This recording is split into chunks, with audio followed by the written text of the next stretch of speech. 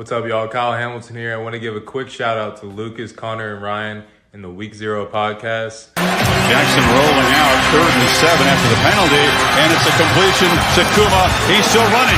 Kuma breaks free against a tire defense as the Hokies deliver the dagger here in Tallahassee.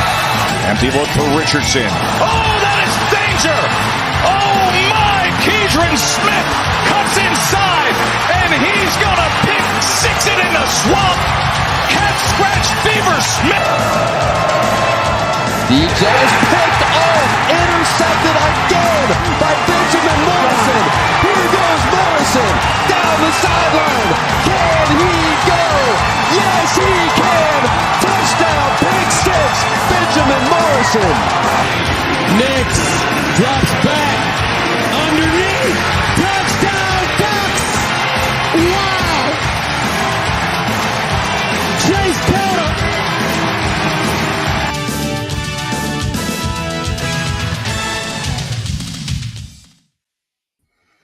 What is up, ladies and gentlemen? Welcome to the Week Zero podcast, where it's just me and Ryan. Yet again, we didn't do the show yesterday because we thought it was going to be me and Ryan again. And we need to get this podcast out talking about the what's going on. Yep. Oh, you don't have it out Phil's today? Huh? You don't have it out Phil's tonight? No, remember Phil said only Tuesdays, so that's the new schedule. Well, yeah. Tuesdays will be the simulcast, and So yeah. So hopefully we can start building it up and stuff. Go from there. Yeah. I completely forgot. I noticed you had Phil at first. So Yeah. Yeah. And I mean, I'm sure we'll be simulcasting on his for the championship, though, right? Oh, for sure, yeah. So that'll be good. At least I don't have to work Monday, so I can enjoy watching that game and staying up late. As Ryan turns his camera off. I'm here. I had to fix my chair. I know. All right. I know. We're good. All right. Okay. So it's just the two of us since we don't have Phil. I mean, I wish Phil was here. Yeah. Well, I feel like if we could start off talking about the Judkins stuff, and then we could get into. So Judkins. So yeah, go Ole ahead. Miss. Ole Miss, yep. Which is huge because Ole Miss, like everyone was saying, oh, they're like a big winner In the portal, yeah. transfer portal, and now he's leaving. All of a sudden, when everyone was saying with how how easy of a schedule they have this upcoming year, everyone thought, oh, they'll be like a favorite to make it to especially with the expanded CFP.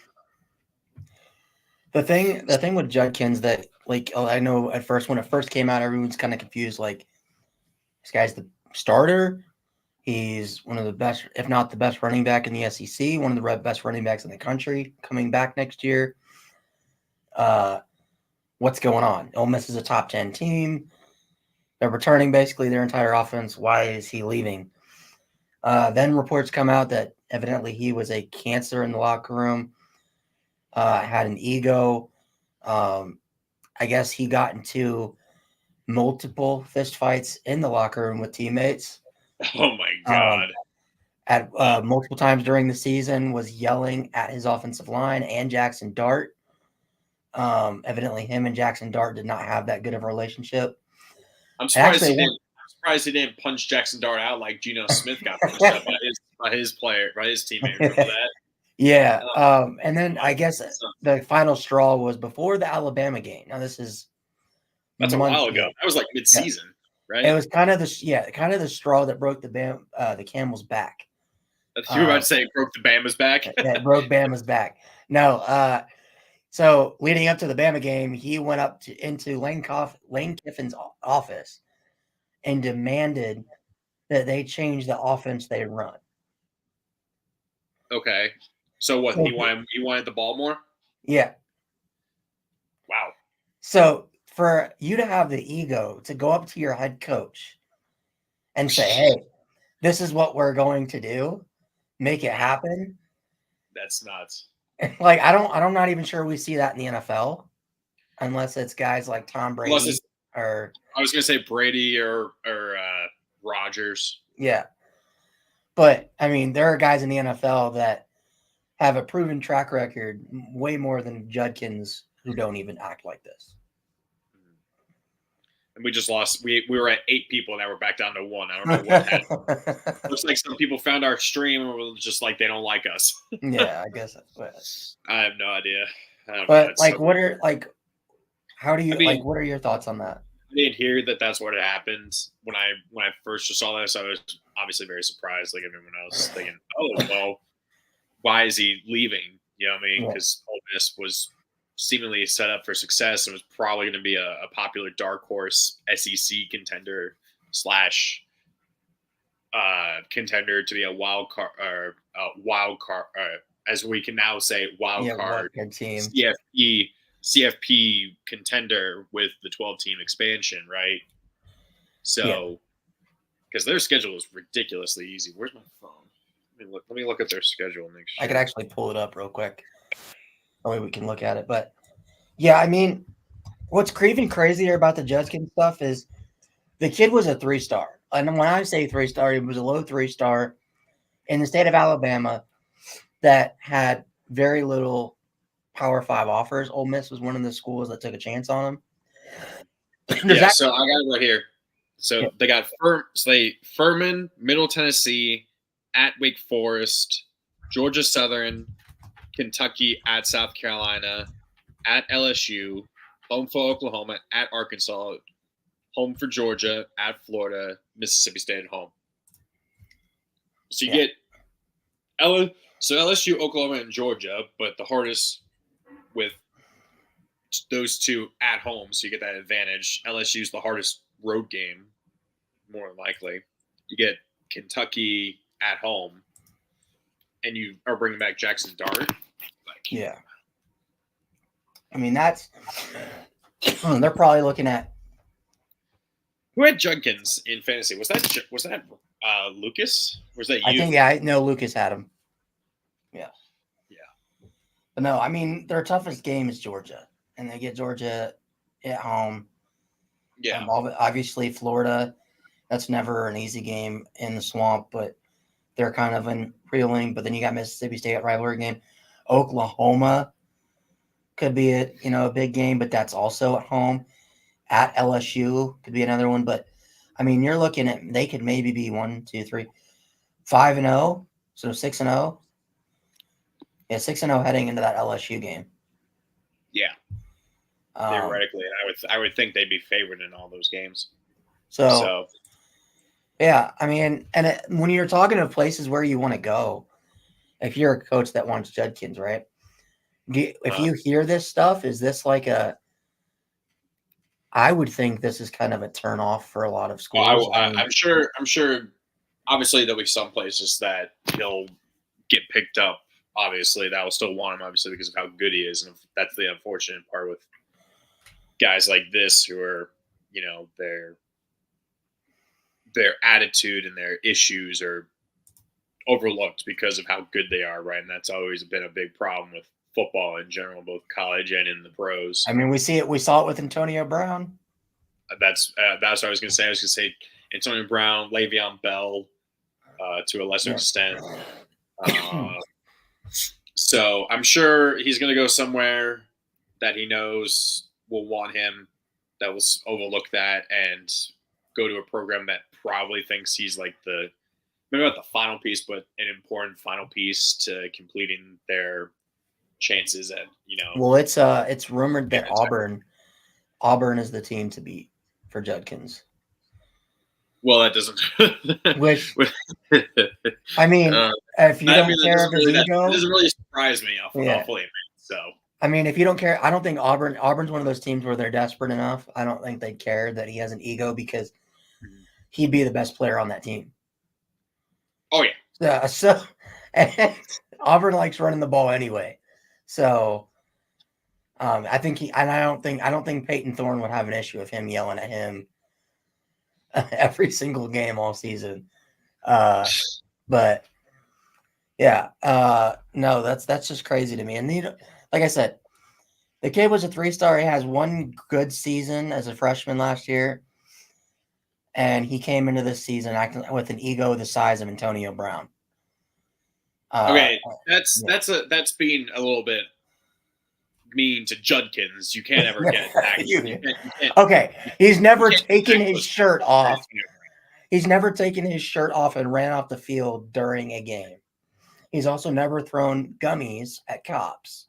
But it took a couple years for Antonio Brown to get that way. So it's all Vontaze Burfict's fault.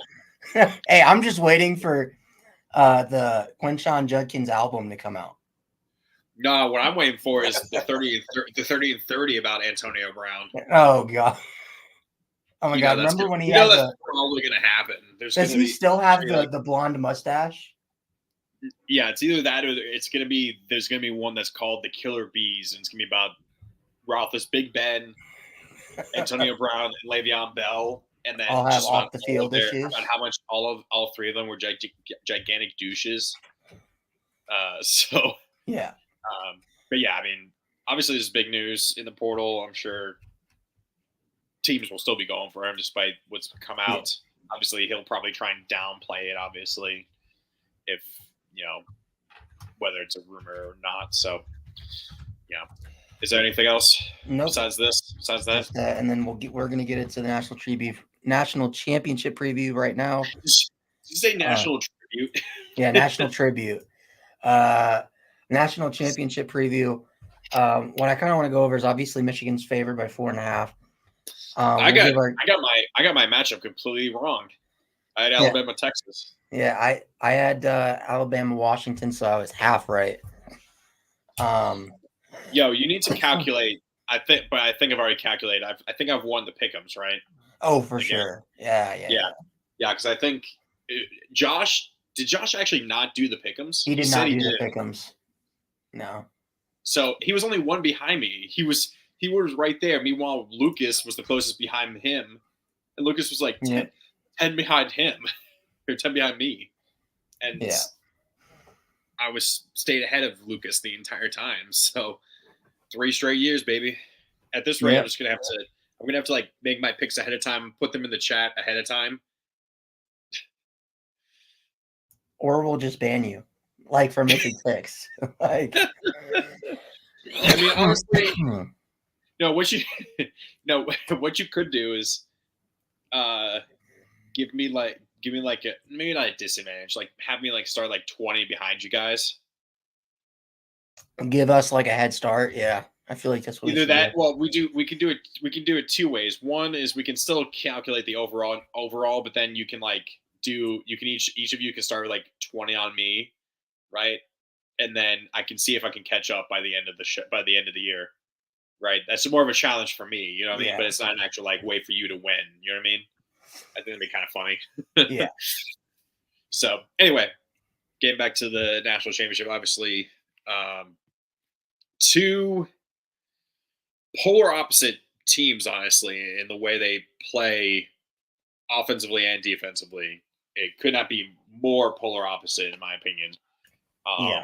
You got high octane offense with Washington, not very good defense, versus not very good offense, at least passing wise, and a really good defense. So, well, I believe Michigan is ranked 68th in total offense. Washington's ranked like top 5, but on the other side, Washington's ranked like 90th. It's like 91 in total defense, and Michigan's number 1.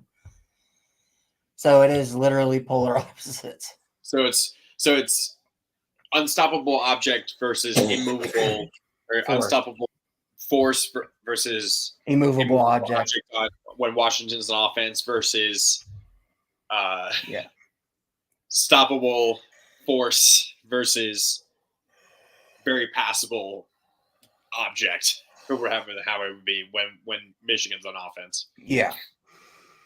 So, I mean, obviously Michigan's favored by 4.5 in this game. But I kind of wanted to break down this game a little bit more than that. But how do you, like, because I think there are 3 ways this game can go.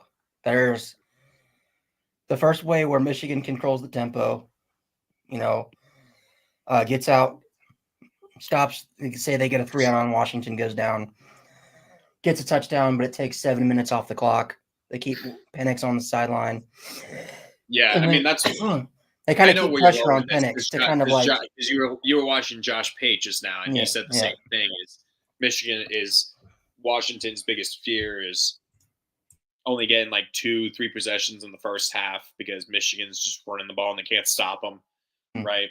And then they score. Say Washington still scores, but they only take a few minutes off, like a minute or two off the clock because they score so quickly somehow against right. Somehow they do that against Michigan's defense, but then their defense is not good enough, is mid enough to not be able to really stop Michigan.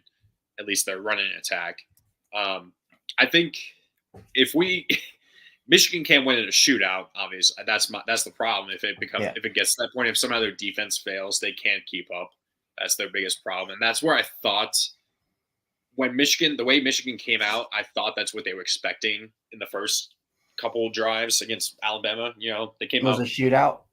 Well, they came out passing on that first drive. All 3 plays went 4 and out, and then Alabama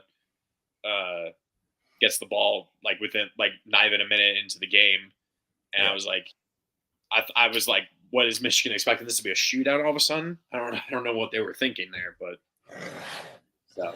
And that's the thing is like Washington's defense is not good, but like I saw the connections to Michigan was built under Harbaugh to beat Ohio State, which was you have elite receivers all over the field, a great quarterback, and an explosive offense.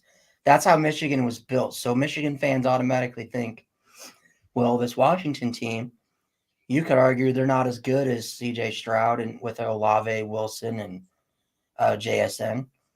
Mm-hmm. Well, my argument to that is, for one, DeBoer is a way better coach than Ryan Day.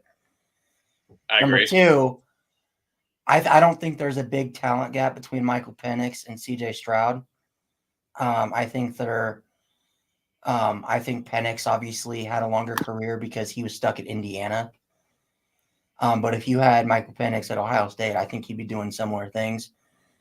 I also think the difference is this Washington team compared to especially 2021 Ohio State, they're way more battle tested than that Ohio State team was. They had to play a top 5 Oregon team that we all sat here and agreed on this show that Oregon, top to bottom, is the more talented team and more complete team than Washington. Yeah, this year. So, and Washington had to beat Oregon twice, and we know how explosive Bo Nix and that offense is. And the thing about Washington is their offense is so good, they don't have to stop the other offense. They just have to get 1, maybe 2 stops when they need it the most, and they're good because their offense is going to score. So yeah, and that's where it's like that's what they did to Oregon twice. They beat Oregon twice by 6 points. The thing for this is like in a battle between the QBs, if that's what this game turns into, Michigan, I don't think really stands a chance. Obviously, Phil would. If Phil was here, obviously he would argue. Well, Michigan fans think J.J. McCarthy's a top 15 draft pick. So, I mean, he might be a first round pick, but he doesn't have the passing numbers. I just think, and they don't have the receiving weapons that Washington does, right? And I don't think McCarthy. I think, and the way I see it, and this is my personal thought, obviously, Phil probably disagrees. A lot of Michigan fans disagree. JJ is not a good enough QB to. He wouldn't have the Washington offense where they are now if he and Penix were switched. But I think Penix would have the Michigan offense passing wise better than where they are with McCarthy. Yeah, if they were switched. I mean, it's when we're talking about McCarthy, it's to a point where the Broncos need a quarterback really bad. He is the truest definition of a game manager that I've seen in college. I don't think I've seen a truer game manager in college football in quite some time. I think Cade McNamara too was kind of like that. Well, I would say honestly, any Michigan QB in the past, at least since Other than maybe Shoelace, like Denard Robinson wasn't a game manager. well, yeah, I mean, but I would say ever since Harbaugh has been there, I don't know, because that was before Harbaugh, I think, was Robinson. I mean, in terms of talent, you could argue Shea Patterson's the best quarterback Harbaugh's had, and that's not saying much. Because Patterson didn't really do that well either. But yeah, Michigan's always been more just game manager, don't make any more passing mistakes, right? Be able to be athletic enough to run the ball occasionally, right? And just be sure enough with the ball in your hands to then hand it off to the litany of really good running backs you have. Yeah. And that's the thing. It's like that's pretty much how Michigan operates. I think JJ, he had 3 touchdown passes against Bama. I think he made some great plays, great throws in that game. Was it really 3? He had 3 passing touchdowns. Yeah. I don't know why. I kept thinking that he only had like 1 or 2, but I guess Quorum. The thing is, Quorum had a lot of JJ's touchdown passes. So Quorum had the touchdown in the overtime. That's what it was. But a lot of his touchdown passes in that game weren't further than like yards from him to the receiver, probably 5 yards. His receiver just did great after the catch. Then Josh mentions that Penix was like what did he say? 7 of 11 for 250 or 280 yards passing. Yeah. 2 touchdowns on passes, 15 yards or more air yardage wise. Yeah. So that's a ton of yardage that on just 7 completions, that's a ton of yards to get.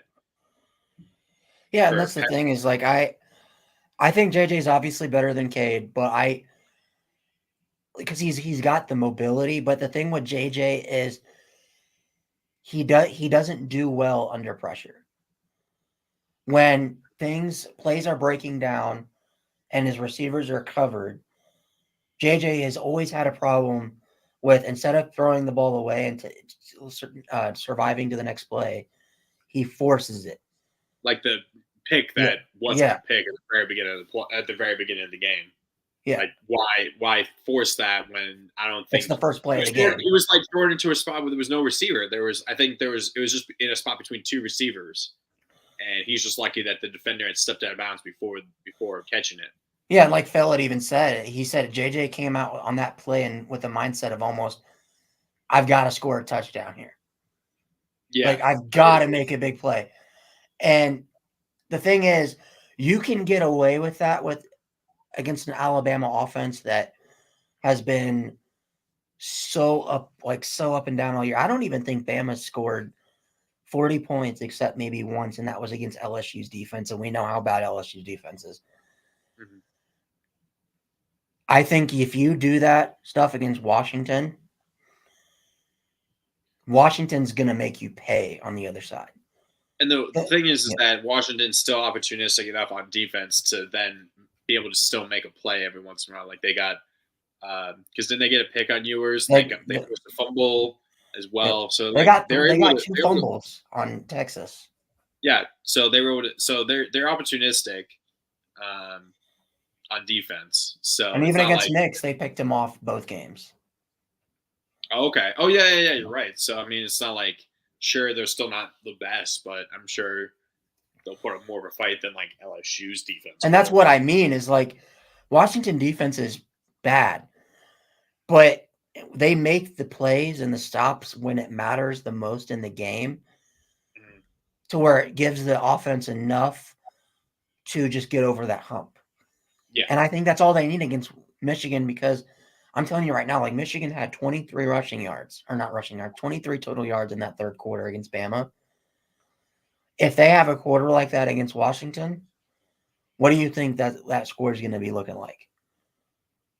Washington will probably be up by 14, 17 points by that point. Yeah, and that was my biggest worry with Michigan is if they do get behind, like even if it's 14-3 or like even 14-7, they're behind. Sure, they can run the ball, but I don't think they can pass their way back into it. And obviously that's a big issue with them. If they somehow down 14-0, I don't think there's a chance for them to come back. Yeah, and that's the thing is like I almost wonder, and I asked But Phil I'd this. almost, I would trust Washington to come back from a 14-0 more. Yeah. Even with how good Michigan's defense is. Because Michigan's offense is going to they're going to go through a slump at some point during that game because they've done that all year. Mhm. I also think back to like that Ohio State game, right? Ohio State's probably the best offense that Michigan's faced all year with Marvin Harrison Jr. Yeah. And they barely escaped that game with a 6-point win. I look at that and I think Washington's obviously by far and away the best offense they've faced. Michigan's defense is really good. But the thing that makes Washington so hard to defend is we see it in the NFL too, when the Chiefs had all those receivers. If a team has one elite receiver, it's like, okay, cool. We can stick our best corner on him, double him, take him out of the game, right? When a team has three or receivers that are all probably going to be first or second round draft picks at the least, and Odunze, Polk, and McMillan, that's really hard to stop. McMillan's probably like a high second. I've been seeing it like people have been saying like a top 100, so that's a mid third round pick. Yeah. Ish. No, that's just before a third round. That's just around the third round. Yeah. So that's where I'm kind of like, yeah.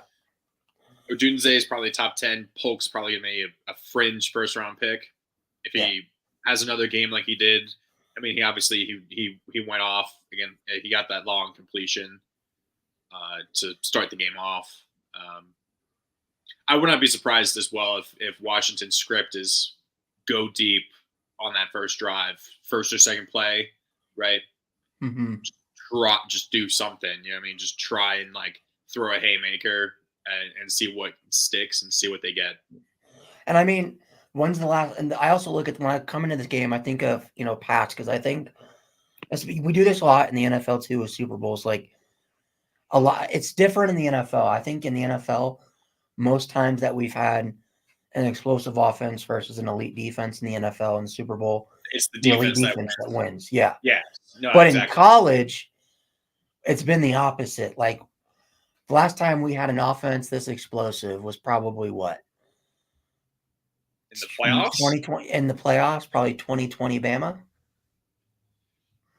With Jameson Williams, Devontae Smith, and I always think the more explosive one is 2019 LSU. I mean, the last time we had an explosive offense, I think was that the Bama weird thing. The weird thing is that it's weird. I don't always think.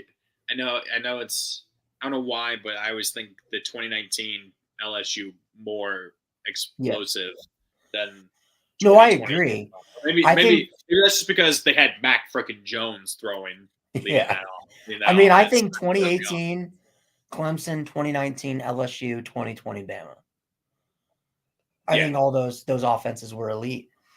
And what happened with all three of those teams? They won the national title, and it wasn't close. And the thing is, like, I think back to that 2019 LSU team, right? Mm-hmm. What was the one knock when they played Trevor Lawrence and Clemson, and a lot of people took Clemson in that game? That was because, LSU's defense sucks. Trevor Lawrence. Well, it didn't really matter when the offense could just score at will. Yeah, and that was the thing is, what was Clemson's identity? Yeah, they had T-Law, but their defense was really good. LSU carved that defense up, and T-Law just couldn't keep up.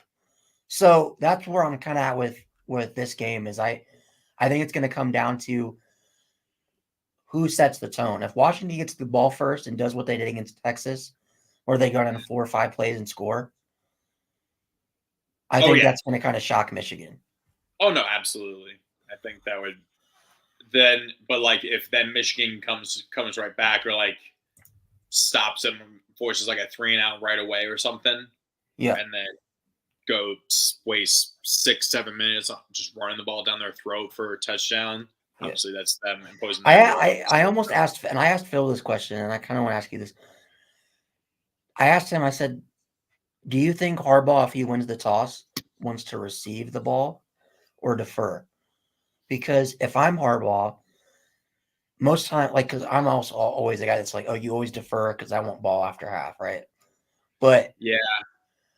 in this situation, wouldn't you rather get the ball first, let your offense set the pace and the tone of the game instead of letting Washington do it? No, I think that's a good point that I really think of. Because you would want, you want to be able to dictate the pace of the game, and obviously you have to win, or how Washington wins and they do what you would normally do anyway, and you defer, right? So then you get the ball to start anyway, but obviously that's different. I do think that if Michigan really wants to set the tone, at least offensively, they can do that. If they want to try and just set it defensively right off the bat, I can also understand that as well. It's obviously it's a pick your poison kind of thing. So now, obviously, Washington's going to be without is Dylan Johnson, right? I believe he's still going to play, but he's got a high ankle sprain. Oh, he's no, played. He's played on a high ankle sprain all season. Oh, so he re-aggravated it, or was it? He re-aggravated it. Yeah. Oh my God! Don't, dude. You're gonna tank your. Because he's a draft. Isn't he considered like a pretty good draft prospect, or is he still? I'm not sure. I think he can come back next year. He was just trying to ruin his legs. By the way, I wanted to point out this comment. It's cool. I guess StreamYard integrated Twitter and YouTube now. So comments we get on the Twitter page. Oh, that's cool. So so we can get comments from Twitter. This is my boy Irish Trending who does some of the. So then these views are just from Twitter. Well, I don't know. I'm not sure. I wish it told you. That'd be kind of cool if it could tell you. But shout out my boy Irish Trending. But anyway, I mean, so if you had to give a couple keys to the game for each team, starting with Michigan, what do you think they have to do to win the national championship? Let me think. Let me turn this down. I have the TV on. First thing that comes to mind immediately, JJ can't throw the ball more than 20, 25 times. Yep. If he throws it any more than that, then you're starting to get into shootout territory, and that's not how you're going to win. It's got to be Corum and Edwards get 40 carries between them minimum, right? Yeah. And McCarthy throws it 15 to 20 times, right? Just trying to get those shorter yard situations, a lot of slants and stuff like that. For them offensively. Defensively, obviously, is just, man, they got to be on those receivers because the receivers run some great routes for Washington. The route that Polk ran on the 77-yard completion was a great route. I saw it on Twitter earlier today. And then Penix, you got to get Penix uncomfortable because, man, he was on it. I don't think – did he ever get sacked by Texas? I don't remember him getting sacked. No, he didn't get sacked one time. Exactly. So, you got to try and get to him, obviously. And Penix actually ran him for 31 yards, which was his season high, which is kind of funny because you would think that he would be more of a runner than because that's what he was more at Indiana, was a runner, right? I think after those two, because if you remember, he tore his ACL twice. Oh, right. Yeah. So, yeah. And then for Washington, offensively I think obviously you got to get Ujunze, Polk, McMillan going, but you gotta have a run game as well if you need to. Because, man, they almost had an epic collapse in that game. Well, if Dylan Johnson doesn't get hurt, it's not even that rule that it was. No, because it is because Dylan Johnson goes down. They were trying to run the clock out. I think there was. No, it started even before then. It started a few drives before then because they got the fumble from Texas. Oh yeah. And then they threw it 5 straight times. Nope, and didn't complete a single one of those passes. One of them was called back because of offensive holding. So they threw 5 straight times, didn't run the ball at all, killed no clock, and then Texas gets a field goal. They get a field goal, right? And then Texas comes and scores, and then the whole Dylan Johnson thing happens. But obviously, if they had run the ball a little bit more, obviously that would change the math at the end of the game there. If they had run the ball a bit more, so they definitely need to lean more on that. They can't do. I just see. I swear to God, I could totally see this happening. Unfortunately, with Kalen DeBoer, is pulling a Kyle Shanahan and not running the ball at the end of the game, a la 28 to 3, no. Yeah. And not killing enough clock, right? Now, Well, he almost blew a 13-point lead in less than a minute and and that's a what half. I'm saying. That's what I'm saying. Like he pulls a Kyle Shanahan and he gets in his own way by not doing what you're supposed to do, which is run the ball, kill clock. Well, now, and the thing is, like, if you if can't, because the thing about Washington is they can't run the ball. Dylan Johnson wasn't Johnson pretty good this year?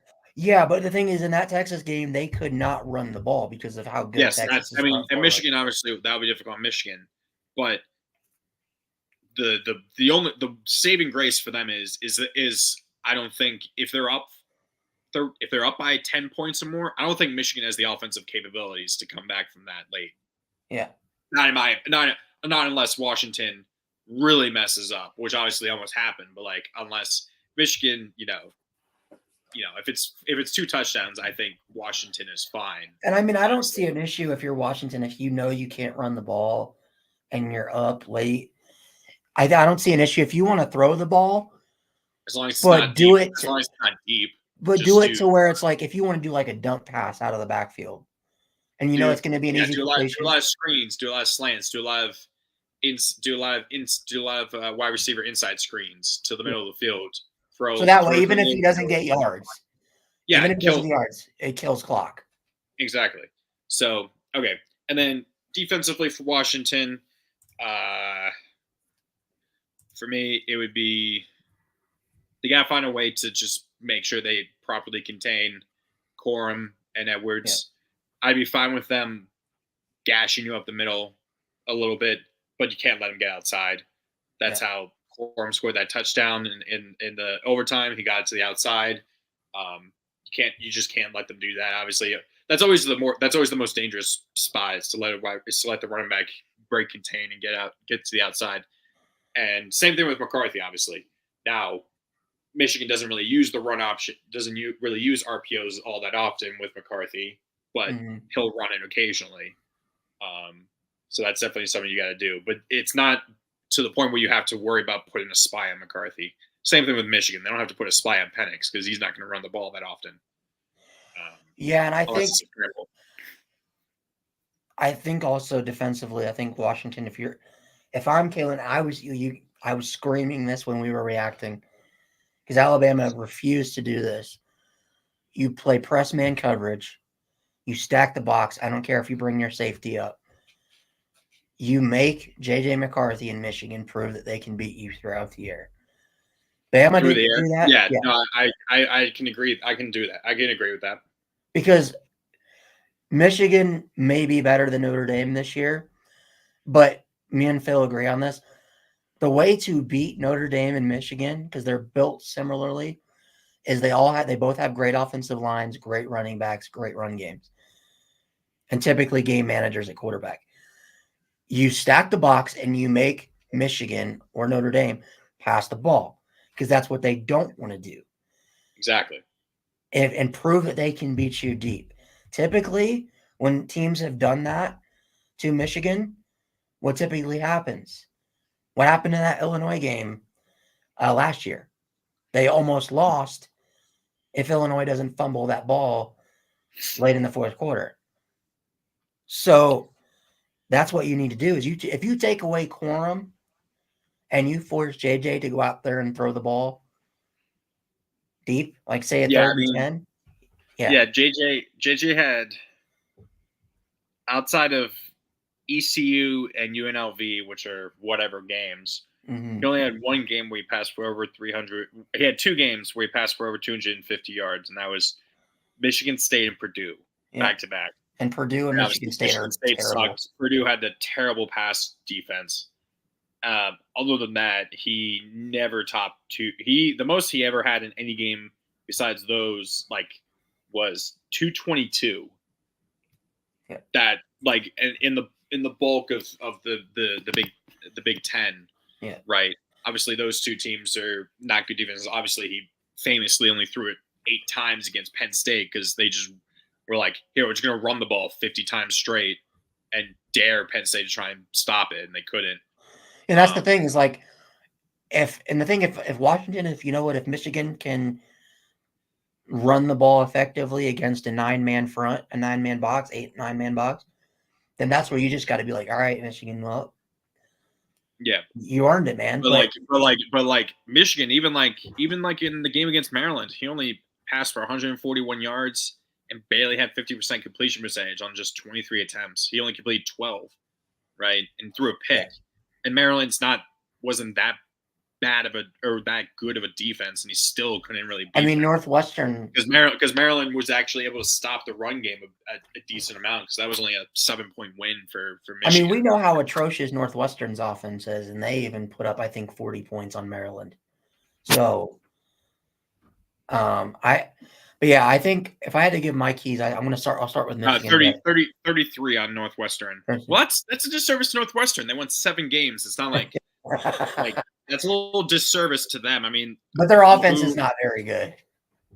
Well, Maryland did allow 27 on them by Illinois, which I think that's a worse offense. Yeah. So that's definitely worse. But you know what I mean. But I think if you're Michigan, you got kind of like what Pate had said in his show earlier. You got to avoid the bait, because Washington is going to want you to play the passing game with JJ, just like what Bama did. I bet you when Nick Saban saw Michigan come out and throw the ball 5 straight times, he's probably salivating. He's like, this is – that's the thing is Also, McCarthy's not going to throw it deep. The deepest throw, or even deep or long, the long he's had this entire year is just 54 yards. And since that, and that was against Indiana. Since then, the longest pass he had was a 38-yard pass against Alabama. So now whether that's obviously doesn't say whether that's just like a screen that was a lot of yak or if that was an actual deep pass, but he's not going to throw it more than 15 yards downfield. So Washington doesn't have to worry about that. So they don't really have to play too high shell. They don't really have to worry about that. Right. Yeah. And if you play press man, if you're Washington and Roman Wilson beats you,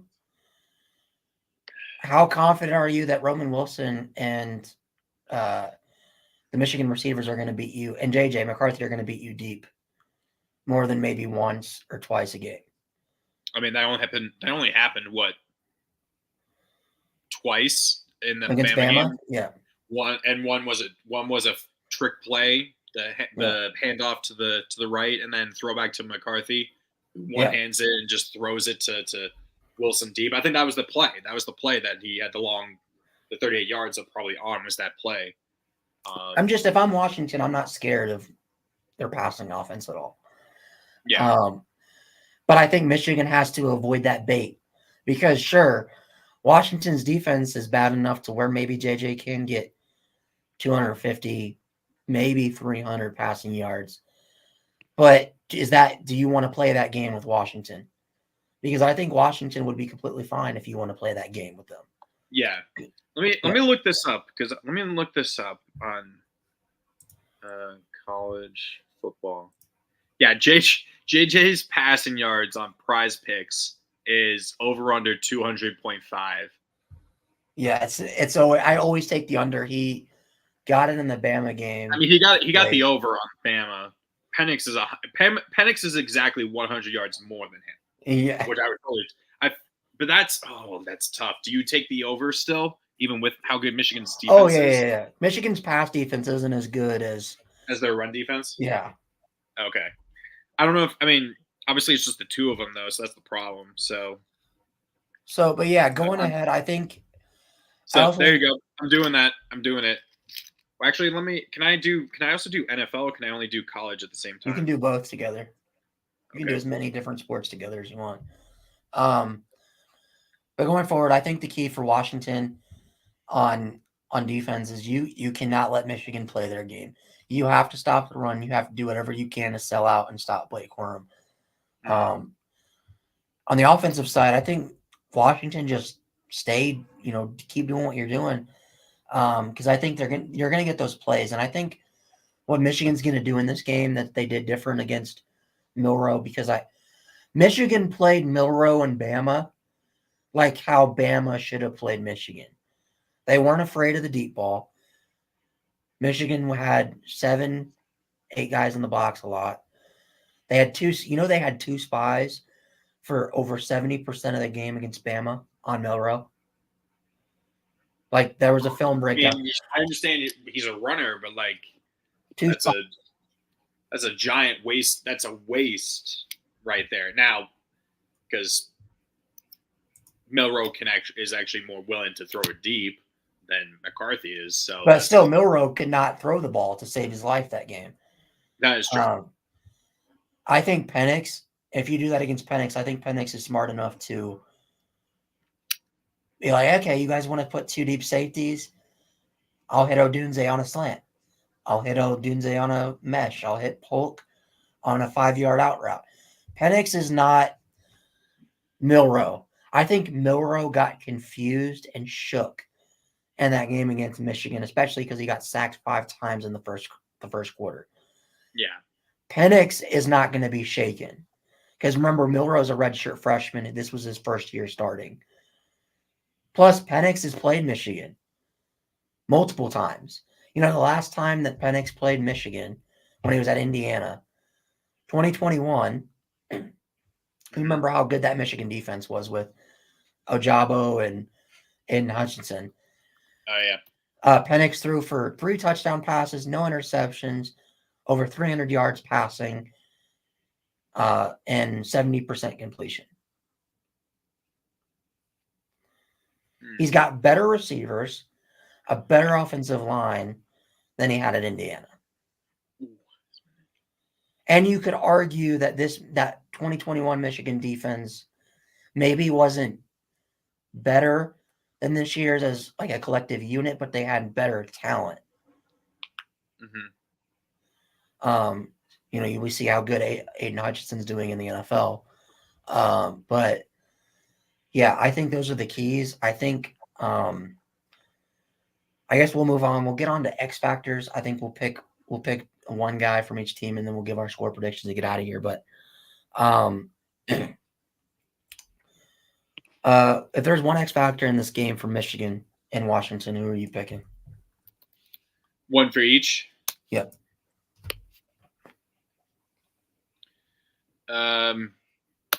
X factor, I think, for Washington, despite him being injured and what you said about their rush defense, I think if he does play, is Dylan Washington. Or not Washington, Johnson. Dylan Johnson, yeah.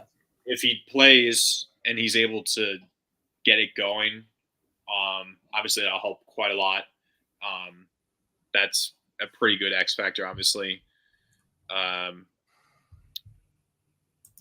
For Michigan, do I need to do one offense and defense for each of them? No, it could be whatever. Yeah. Okay.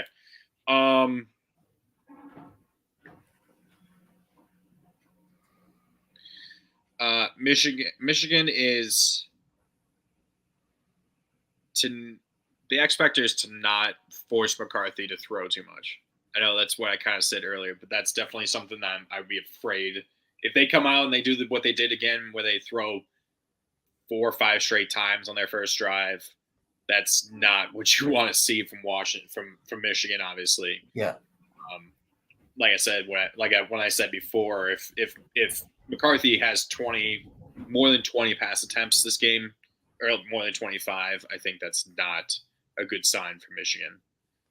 So I would just be limit McCarthy's pass attempts and just try and establish the run. Yeah, my X factor I think is going to be. I actually think it's going to be the Washington defensive line. I think, depending on how they do against the run, is going to heavily depend on how this game goes. I'm not going to say you're going to full out stop Corum, because I think he's easily one of the best running backs in college football. Got nominated for the Doak Walker Award, but if you can limit him to, I think the key is holding him to under 90 yards.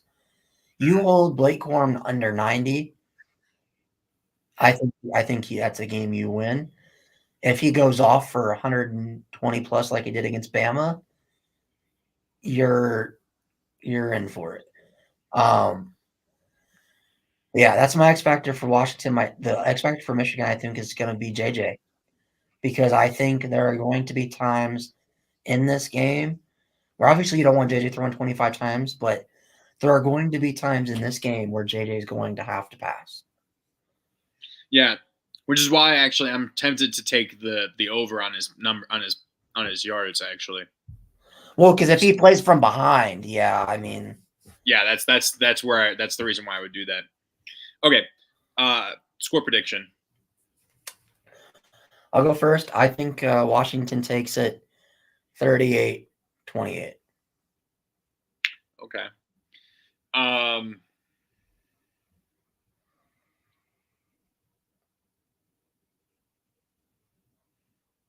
Yeah, I mean, I've picked against Michigan the entire time.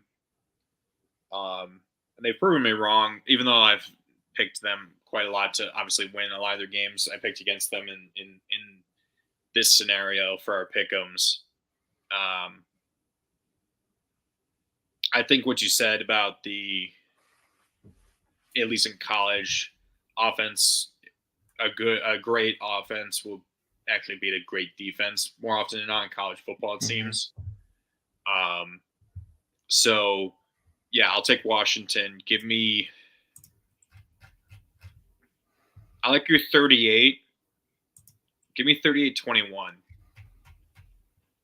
All right.